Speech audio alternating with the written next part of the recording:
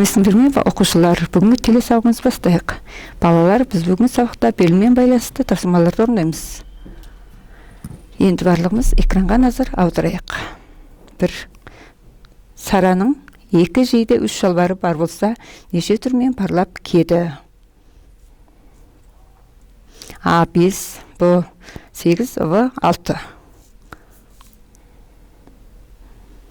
Жақсылап ойлап, дұрыс жауабын табыңдар.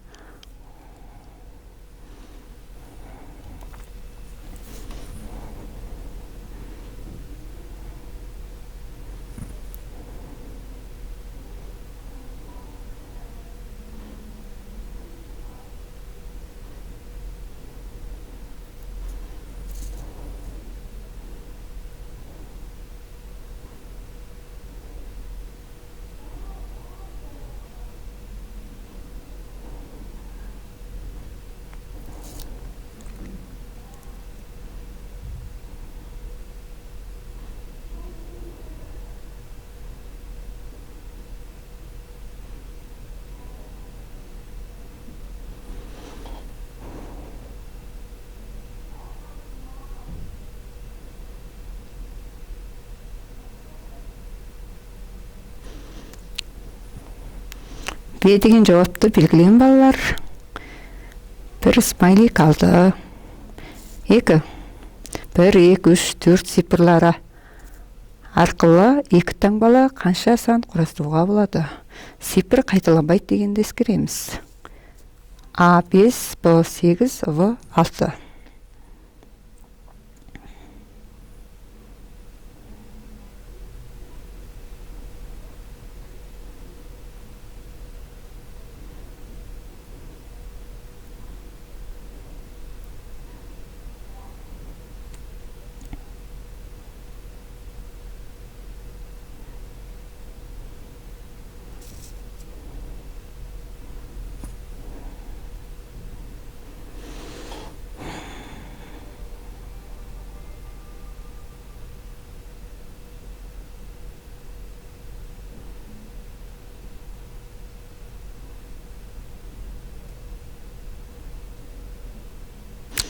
Бір жауабын тексерейік. Б деген жауапты белгілеген балалар бір смайлик алды. 3.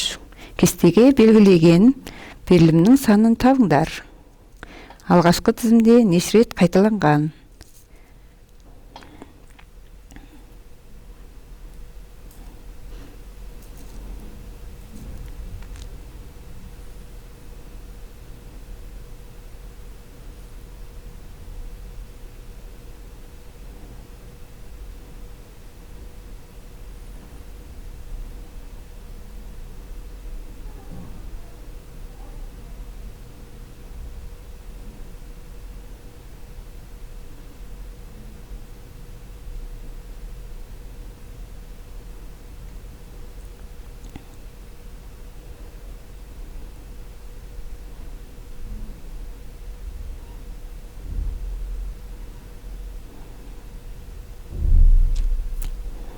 Бір ұптасым қарайық. Алғашқы тізімде 26, келесі тізімде 33, 5 пен 6 рет қайталанып, тағы 3 қосылғандықтан 33 болады. Үшіншісі 5-тен 4 рет тағы 4 бірлік болғандықтан 24 болады. 26, 30, 24 санын жазғандар дұрыс орындады. Олай болса бір смайлик аламыз. 4. Батта 17 алма. 26 апельсин бар болса, дұрыс таяқшамен дұрыс белгілеген нұсқасын тап.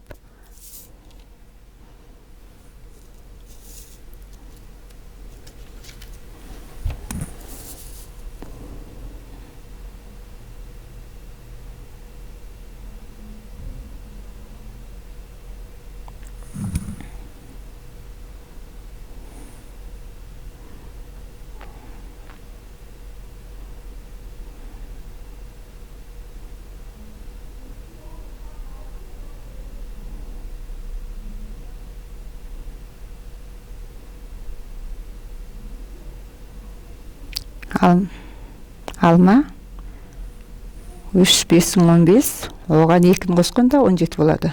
Апельсин 5, 5, 25, оған 1-ді қосқанда 26 болады.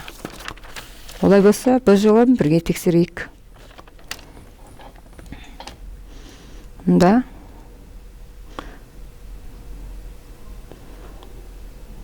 А жауабы дұрыс екен. Мұғалімнен бір сыпайылық алыңдар. 5. Екінші сыныптың оқушылары қораптағы ойыншықтан бір-бірінен алып кестеге белгіледі. Олай болса, сыныпта неше оқушы бар? Кестеге белгіле көрініп тұр.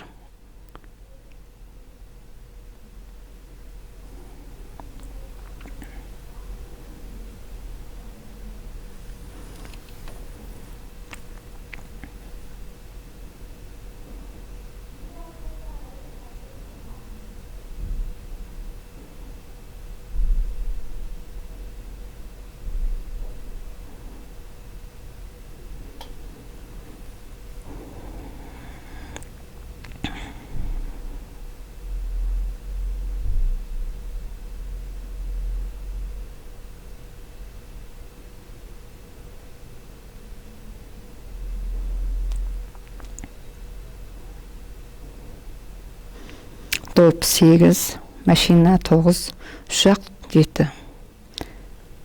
Барлық қосындысын табамыз. Барлық сыныптың оқушыларының санын қосып есептейік. Мұғалімнен бір смайлик алдық. 6. Аңдардың санын қандай номерлі кестеде дұрыс белгілеген?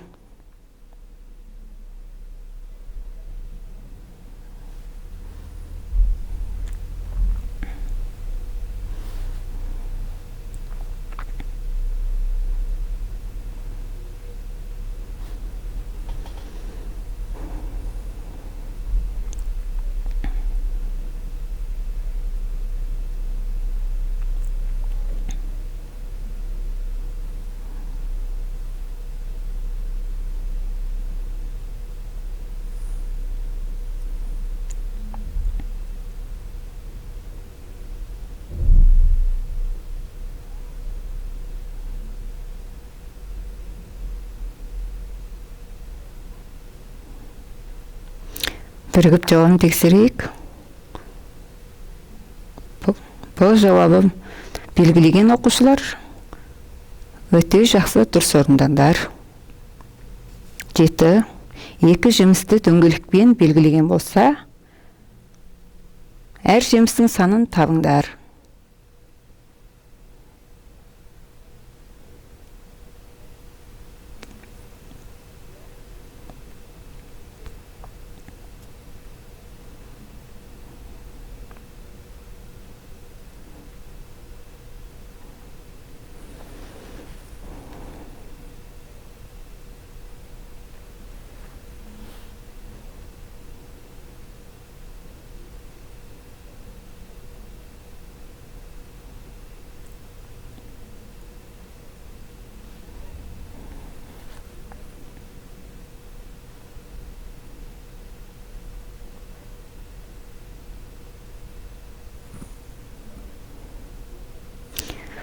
Барлығымыз жауабын бірге тексерейік.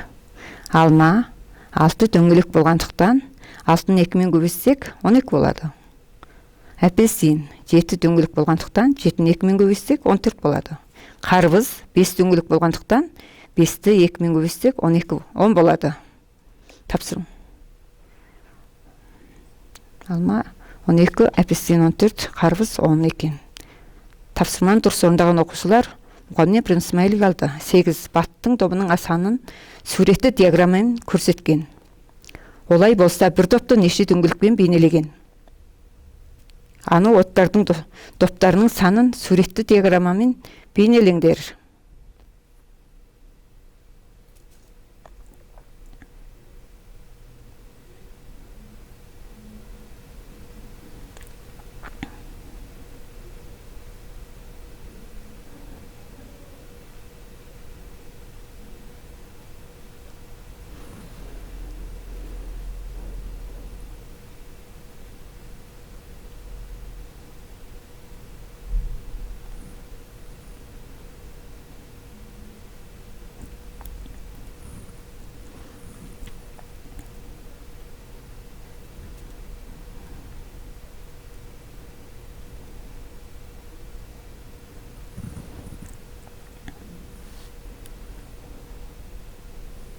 Өте жақсы.